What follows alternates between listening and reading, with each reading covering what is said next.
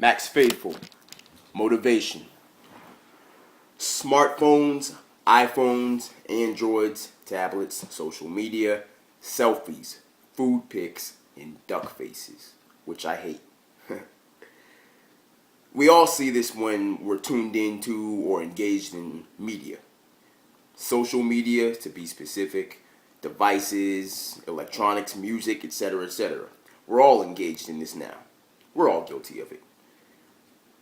I was taking the bus to work one day, heading downtown Minneapolis one morning, and for some reason I decided to turn around and look at the queue of people waiting in the parking lot behind me for the bus to arrive.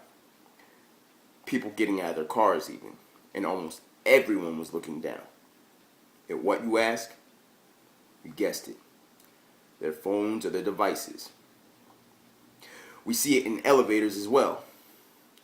You know, I always joke with people that no matter what you do, if an elevator ride is long enough, there will always be some measure of awkwardness if you're with unfamiliar people, rather. Unless you make it such that it isn't awkward.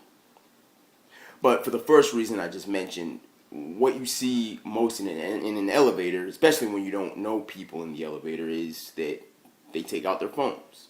If you look really closely, half the time people aren't even doing anything. They may just be sliding their home screens back and forth and staring at their apps, so it looks like they're occupied with something. But it's a way for people to escape communication. I've done it too. I can't lie. So spark a conversation with someone. But feel the person out first, of course. I mean, you don't want to get the cold shoulder if you approach somebody who has a sour look on their face and just generally gives off a bad vibe. You don't want to put yourself in that situation. But all in all, the point is to escape and unplug from all of this. And that brings me to my next point. Just generally, try doing it for one day. Don't get on Instagram, don't get on Facebook, don't get on Twitter, don't get on any social media site. Pinterest, ladies. Don't even text someone. Pick up the phone and call. Give it a shot. Make yourself communicate.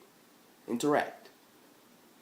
A few of us have probably seen or even been guilty of texting or just in general bad etiquette at the table with our phones or with our devices. Kill that too.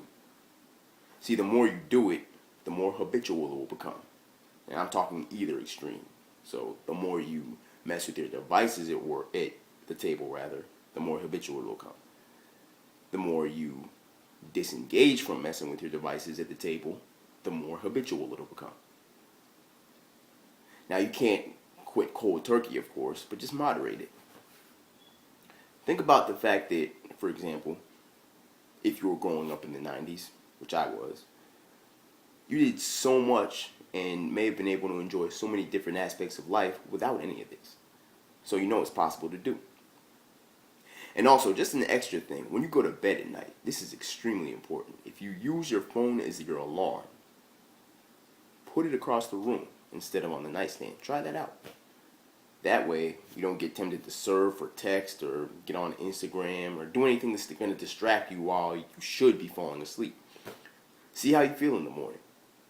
I found that I rest way better and sleep way better throughout the night when I do this. So, try it out. And let's get back to life. Interact, communicate, and enjoy. Signing off.